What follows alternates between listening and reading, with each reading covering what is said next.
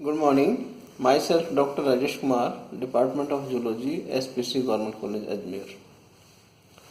Today, we discuss about structure and functions of Golgi apparatus. यह topic cytoplasmic organelles के अंतर्गत लिया गया है.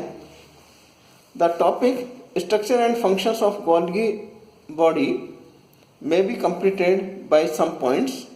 These are introduction, in which we discuss about discovery, number, shape and size and occurrence of Golgi body. Second, morphology, in which we discuss ultrastructure. The three components of Golgi complex are cisternae, vesicles and vacuoles. Chemical composition, functions, in which secretion, absorption, storage, synthesis, formation of lysosome, pigment formation, acrosome formation, cell plate and cell wall formation, and last, biogenesis of Golgi bodies by formation of nuclear membrane, formation of endoplasmic reticulum and formation of the division of pre-existing Golgi complex. Now first point, that is introduction, in which we discuss discovery. Scientist Camillo Golgi ने 1898 में brown owl की nerve cells में silver इम्प्रिग्नेशन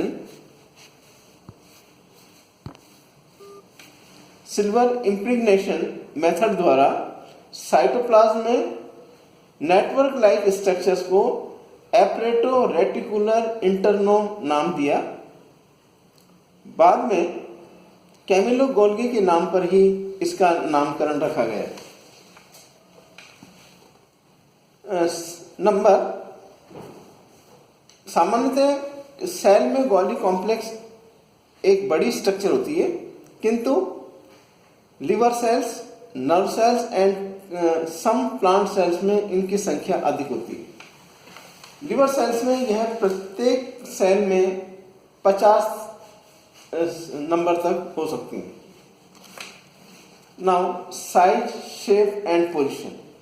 Golgi complex की आकृति, परिमाप या size एवं position cell की फंक्शनल एक्टिविटी पर निर्भर करती है. फॉर एग्जाम्पल, सिक्रेटरी सेल्स में पर्याप्त बड़े आकार की होती हैं. जैसे जैसे कोशिका एजेड होती जाती है, कोशिकांग में ये लुप्त होते जाते हैं. सामान्यतः गोल्गी कॉम्प्लेक्स एक वृत्ताकार, चपटी, फ्लैटेंड आकृति के लिए होती हैं. कभी कभी यह इररेगुलर शेप में होती है या सूक्ष्म ट्यूबल्स के जाल के रूप में पाई जाती है.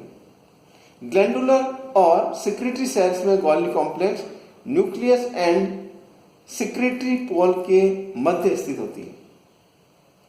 अधिकांशतः यह न्यूक्लियस एंड प्लाज्मा मेम्ब्रेन के समीप स्थित होती है.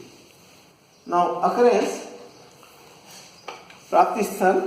गोल्गी कॉम्प्लेक्स सभी यूकैरियोटिक सेल्स में पाई जाती है, किंतु प्रोकैरियोटिक सेल्स में अनुपस्थित होती है. ये दो डिफरेंट मॉर्फोलॉजिकल स्टेट में देखी जा सकती हैं, localized form and diffused form.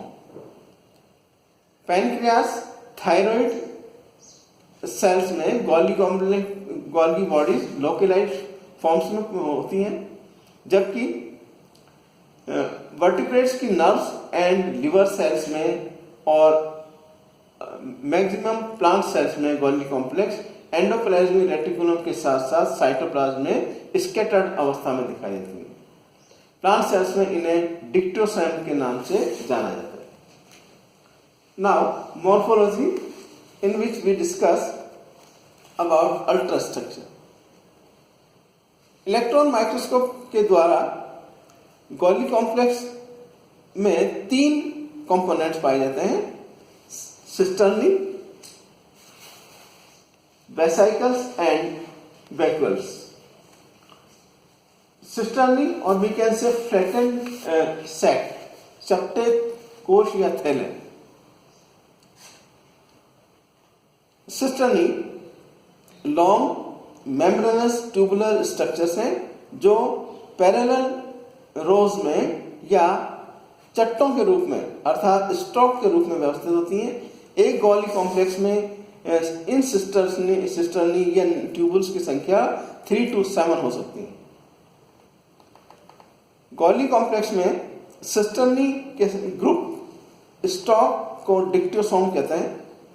Cisternae का स्टॉक एक पोलर स्ट्रक्चर प्रदर्शित करती है।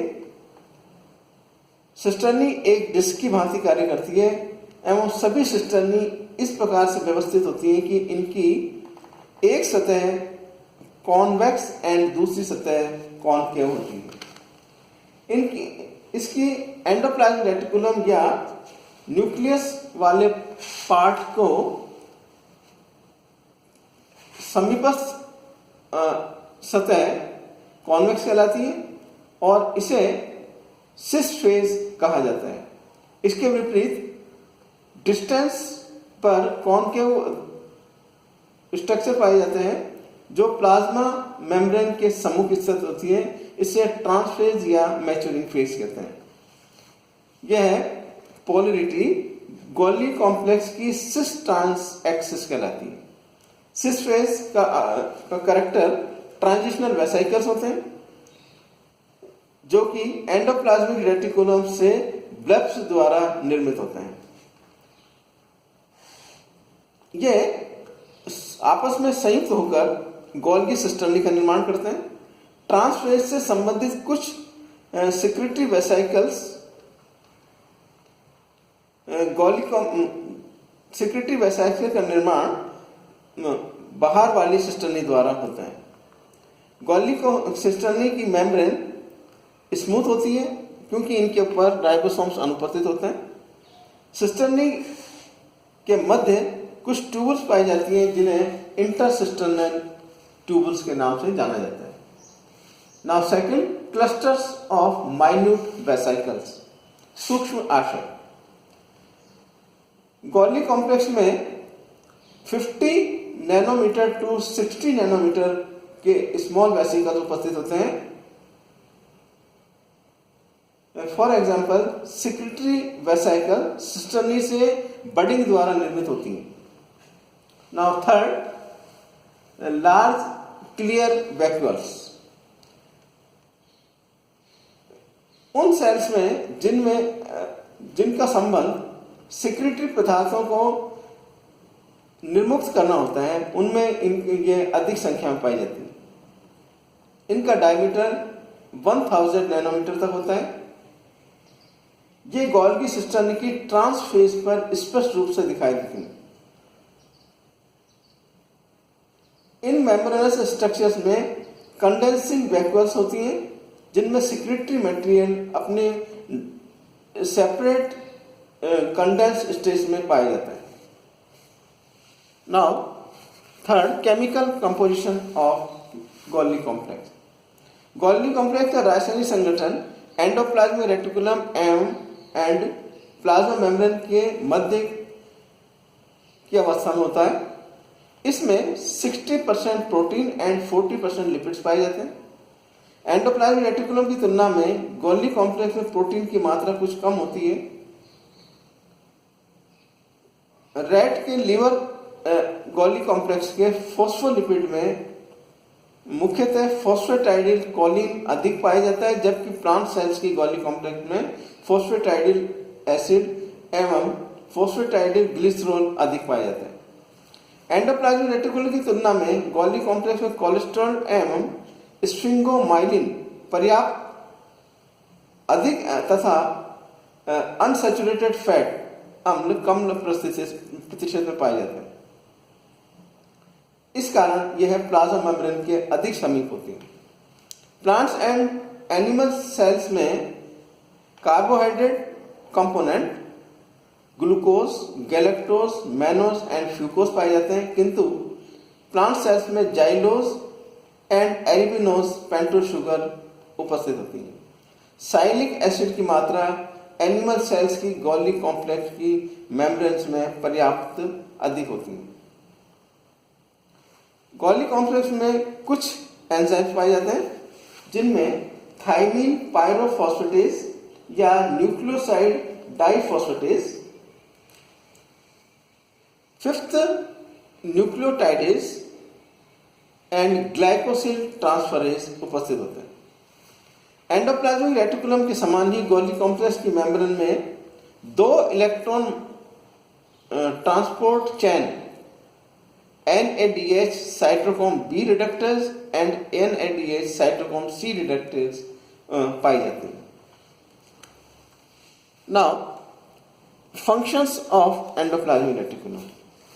गोल्गी फर्स्ट फंक्शन है सिक्रेशन अर्थात स्त्रवण। गोल्गी कॉम्प्लेक्स का प्रमुख कार्य विभिन्न पदार्थों का स्त्रवण होता है।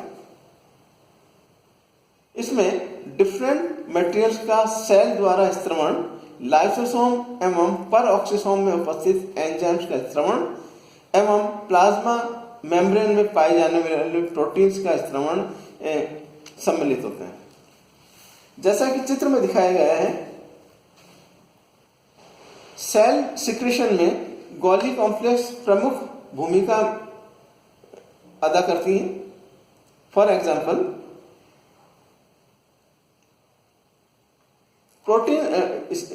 Protein synthesis by acinar cells of pancreas.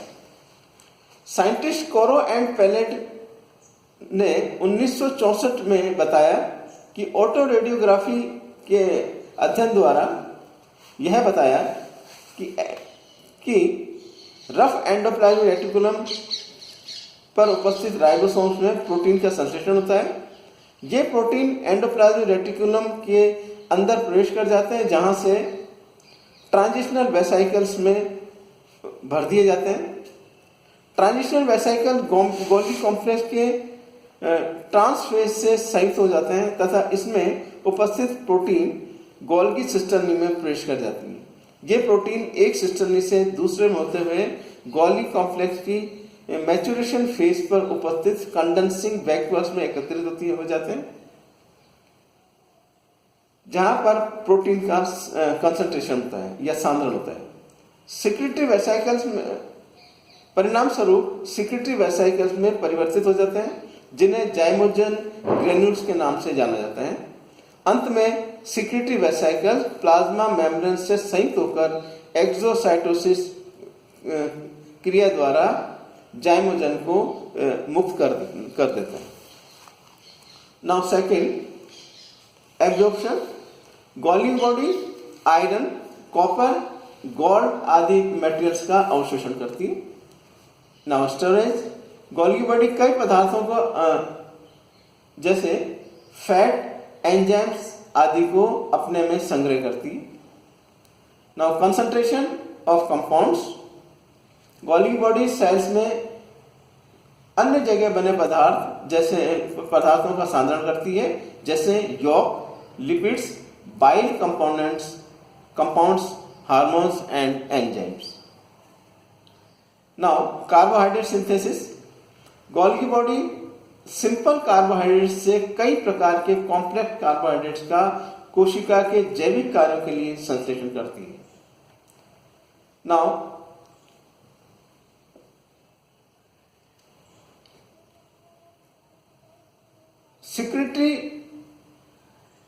secretion of different materials.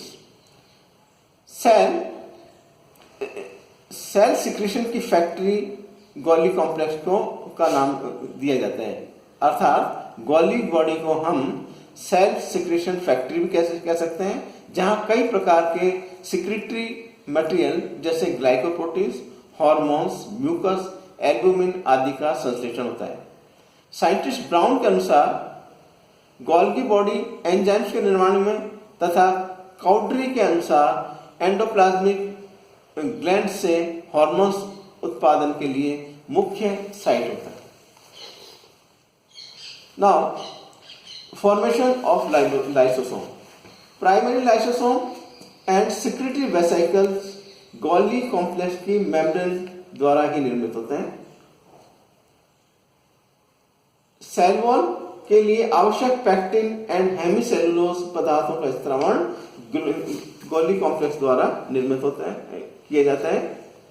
Cartilage के मुख्य पदार्थ ग्लाइकोप्रोटीन्स एंड म्यूकोप्रोटीन्स का संग्रह गोल्गी बॉडी में ही होता है। Now acrosome formation. Scientist Burgos and Fawcett ने 1955 में यह बताया कि स्पर्मेटोजेनेसिस अर्थात शुक्राणु जनन के दौरान एक्रोसोम का निर्माण गोल्गी कॉम्प्लेक्स द्वारा ही होता है।